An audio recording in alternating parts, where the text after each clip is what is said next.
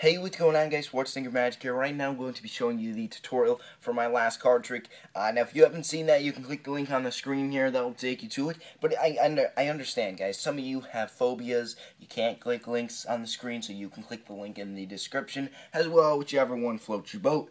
Now let's get right into this. You need for this trick the kings and the queens, also two jokers. Now one thing about the jokers is you want to try to get the jokers to be the same. And you'll notice these are both just regular jokers. These aren't guaranteed jokers. Now you can use two guaranteed jokers, whatever you prefer, but try to get them two of the same. It'll just help the trick look accurate and not fake. Alright, and I'll get into that more later. But now we have to set up these cards, and Miss Maggie 822, otherwise known as Jay, gave me a great suggestion. He said, you should start the trick with the cards already mixed up, because when you do this and you're mixing up the cards by yourself, the spectator can sort of understand what's going on, and they might catch on to the trick. That is Ghost, alright? Now, how you're going to mix these cards up is a little important, alright? First off, I would recommend doing king, queen, king, queen, king, queen, king, queen through this whole packet. Next thing you want to do is separate the cards in black and then red. This is going to give the cards a more random look, okay, when they're kind of mixed. So you go black, red with the suits. It doesn't look as mixed after, setting up the pack. So by doing this, it makes it look a little bit more real and not fake, like a setup. So at this point, what you do is you're going to take the top or the bottom card, whichever one you prefer, move it to the bottom. You then take cards in packets of 2 and put them down on the table like so. When you've exhausted all the cards, you are ready to go. This is your setup right here. It looks pretty random. Spectator's not going to notice anything, and you're ready to rumble, guys. At this point, what you're going to do is grab your 2 jokers, and you're off.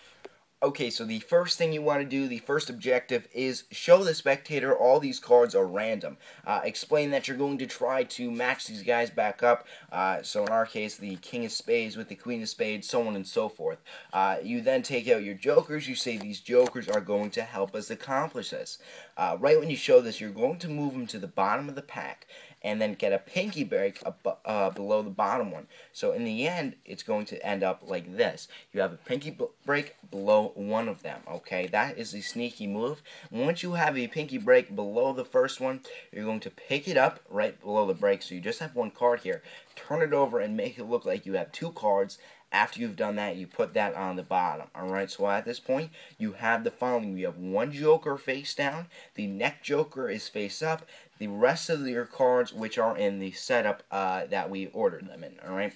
At this point, the trick is almost self-working. I would recommend at this point you get that pinky break above the card, which is face down, so the joker. This isn't too difficult because of the natural blend in the cards, so you should be able to get that pinky break, alright? So you're going to put down cards in just packets of 2. There's the first one. Let me move this card box out of the way. There's the first. You show the next 2. You show, these are not in any order. They're not with their matches. And then on the last one here, this is where your break's going to come in handy. You already have that break there. You're going to show these 2 cards. Okay, they know the jokers are on the bottom. You're going to put this back and then turn over everything above your break.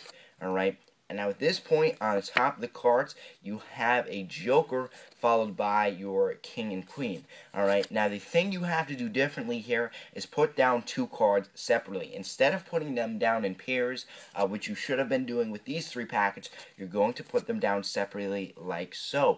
Don't make that awkward, do it very casually, and the spectator most likely will not notice it. Now at this point, you're going to show these like you have 2 jokers. So what you're going to do is you're going to flash the bottom joker, then you pull off a card on top, show the next one, which is really the same joker because this should be a king, and you put this back on top. You're ready to go with the trick. Now, you're going to start with the packet you dealt down first. So this is the packet I dealt down first. I'm going to pick these up. I go ahead, you show them to the spectator. You explain, these cards really aren't matching. And the good thing about this trick, you always know that the queen, okay, in the pack is going to get the match, alright? If you set them up the same way as I did, you should get the queen, alright? So you say, the queen of diamonds isn't very happy. You put those in between the jokers, what they think is the jokers, and then you have to do do an Elmsley count. The Elmsley count isn't too difficult. Most of you may already know it, but I'll go through it very slowly. What you're going to do is push off the top card. So I have one card. I'm going to show the spectator that it's a joker. You then push off the next two cards and make it look like one. So right here I'm pushing off two cards. I'm going to come with my hand and grab that packet that I pushed off, and put this back on the bottom. Alright, so I grab those. Alright, so the first card I dealt off is now on the bottom, and I just finish with these last two. Alright, now that was a bit fast. If you don't know it, you're a beginner, you want his tutorial, I'll link you to it right now. You can learn that. It may take a bit practice, but that comes up in many card tricks, and it's noteworthy of knowing. Now once you have done that, your trick is done. You've done your Elmsley count, the cards are paired, and the great thing about this is you don't have to do anything else. Your cards are ready to go for the next one. You now grab the second, you show them, you say, you know, the Queen of Spades isn't very happy. The Queen of Clubs, you know, it's close, but not really the King of Spades. You perform your Elmsley count, and when you're done, you take out the top, the two cards in the middle, and you show they are a pair. You get your next two, and so on and so forth. Now, I do like to make sure you show the jokers. So on the first one, you can show. Now, really, this last card isn't a joker, but when you put the card back on the bottom, it allows you to show that there's jokers sandwiching, and then you can show the last two cards are a king and a queen. We have the last one left, so we'll go ahead and do that one as well. And for the last one, they may be a little confused. I know, I thought of this when I was doing it. This is pretty much my only flaw to this trick. You have, you know, these cards right here, which are all matched up. So obviously they know this must be a match. Now, for this one, I try to go a little bit quick. I try to say, you know, obviously these should be a match. And then do my Elmsley count. It's very important you do an Elmsley count there, and you show they have indeed made a match. All right, and the last you just show these are jokers, and that is pretty much how the trick works. My only flaw, once again, is that last ending, that last two cards, because in the beginning you showed these cards were not matching. So I don't know if they think some mysterious things were going on, and you somehow switched something. But that was the only thing I was thinking was a little bit off during this trick.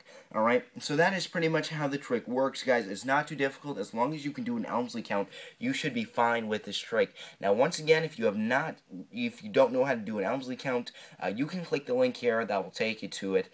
That's a great tutorial, and you should learn that. It doesn't take too long, and I'm rambling on now, so I hope you guys enjoyed the video. And as always, remember, I'll be back.